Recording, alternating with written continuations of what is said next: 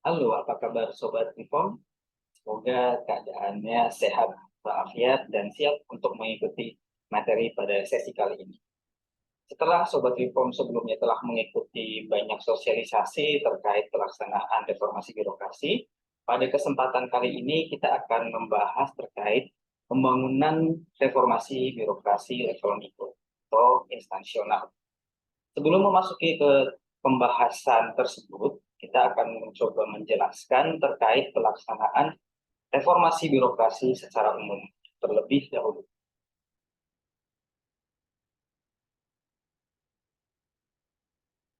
Di sini terdapat dua isu strategis, Sobat Jipong, yaitu yang ada di hulu dan juga yang ada di hilir.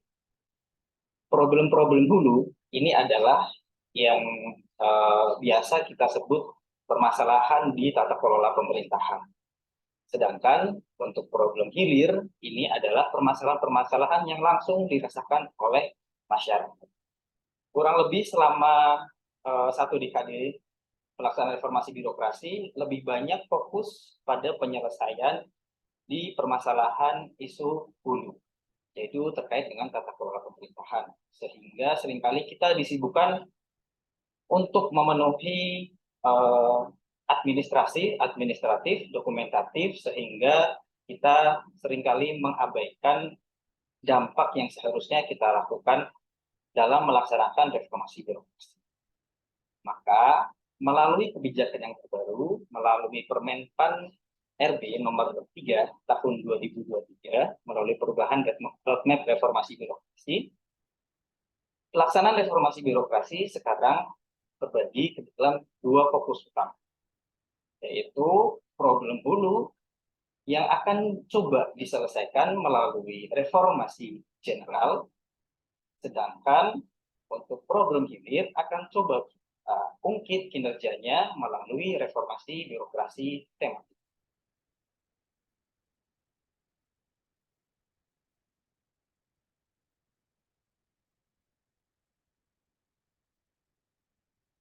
Reformasi birokrasi general ini terbagi ke dalam dua sasaran dari satu tujuan, yaitu tujuannya birokrasi yang bersih, efektif, dan berdaya saing, dan mendorong pembangunan nasional dan kepentingan publik. Itu ada dua indikator besar, yaitu indikator outcome dan impact.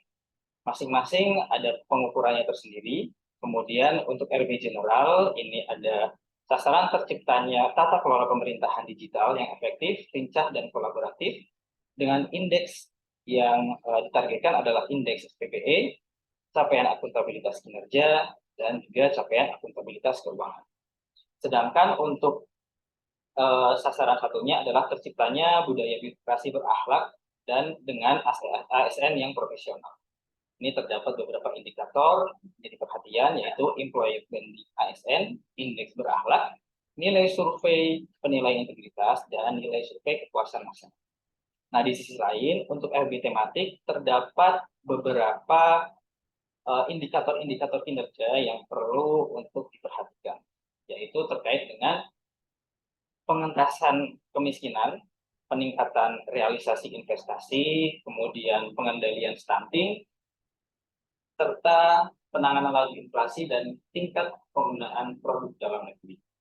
Ini sebenarnya ada 4 tema buat sekalian, Sobat Reform, yaitu yang pertama terkait penurunan tingkat kemiskinan, yang kedua terkait dengan peningkatan realisasi investasi, kemudian yang ketiga terkait digitalisasi. Nah, untuk periode ini kita fokus di pengendalian stunting, dan yang terakhir itu adalah terkait dengan prioritas presiden. Nah, itu isinya dua, yaitu terkait laju inflasi dan juga terkait dengan tingkat penggunaan produk dalam negeri.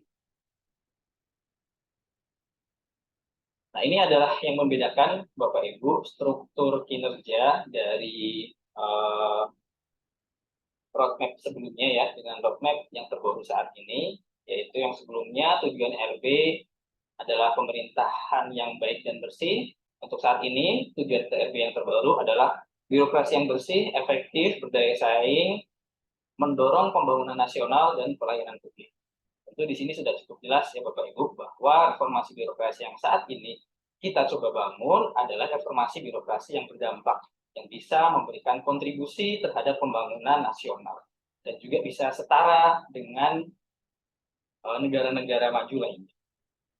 Kemudian sebelumnya ada 3 sasaran terkait birokrasi yang bersih dan akuntabel, yang indikatornya adalah IPA, indeks proses anti korupsi, nilai sakit, dan opini BPK. Kemudian yang kedua, birokrasi yang kapabel terkait indeks kelembagaan, SPPE, dan profesionalitas ASN. Selanjutnya, terkait pelayanan publik yang prima, itu ada indeks pelayanan publik. Nah, sekarang kita menyederhanakannya ke dalam 2 sasaran, yaitu tata kelola pemerintahan digital yang efektif, lincah, dan kolaboratif. Di sini ada beberapa indikator, yaitu terkait dengan indeks SPPE, capaian akuntabilitas kinerja, dan capaian akuntabilitas keuangan. Kemudian untuk sasaran kedua, budaya birokrasi berakhlak dengan ASN yang profesional. Seperti tadi sudah disampaikan, ada 4 indikator, yaitu terkait nilai survei penilaian integritas, employer branding, indeks berakhlak, dan juga yang terakhir adalah nilai survei kepuasan. Nanti di roadmap akan ada kegiatan-kegiatan utama yang diarahkan untuk mengungkit indikator-indikator tersebut. Nah, nanti Bapak Ibu terkait RB General akan dijelaskan lebih lanjut.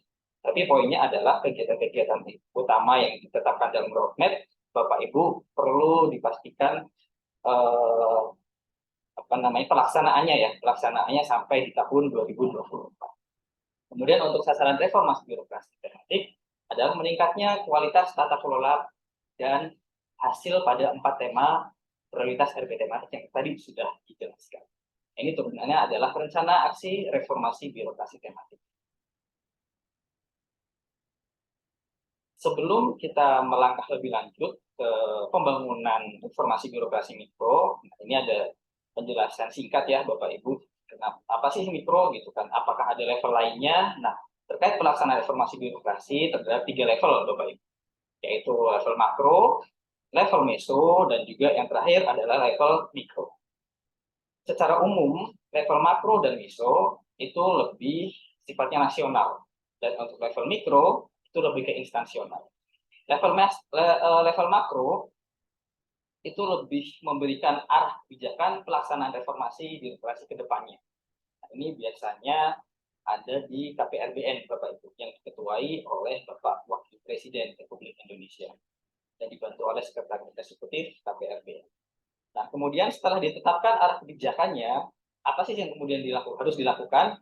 Nah, yang perlu melakukan kebijakan untuk mendukung tercapainya arah kebijakan makro adalah di level meso.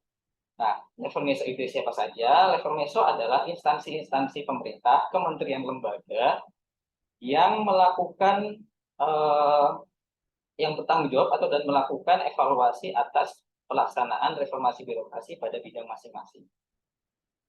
Nah, ini khusus untuk meso hanya terdiri dari kementerian dan lembaga. Jadi tidak ada pemerintah daerah atau Pemda yang ada di level meso. Nah, selanjutnya untuk level mikro, ini adalah pelaksanaan reformasi birokrasi di internal kementerian lembaga pemerintah daerah di instansi pemerintah sobat reform masing-masing. Jadi di tiap internal, tiap masing-masing instansi pemerintah melakukan pelaksanaan reformasi birokrasi, itulah pelaksanaan reformasi birokrasi mikro, yang akan coba dijelaskan pada sesi selanjutnya. Kurang lebih itu dulu dari saya, Sobat Reform. Semoga penjelasan singkat kali ini bisa memberi sedikit gambaran terkait dengan pelaksanaan reformasi birokrasi di kebijakan yang terbaru, supaya nanti setelah mengikuti sesi ini dan sesi selanjutnya bisa memiliki pemahaman yang lebih utuh terkait pelaksanaan reformasi birokrasi. Terima kasih Sobat Reform, salam reformasi birokrasi.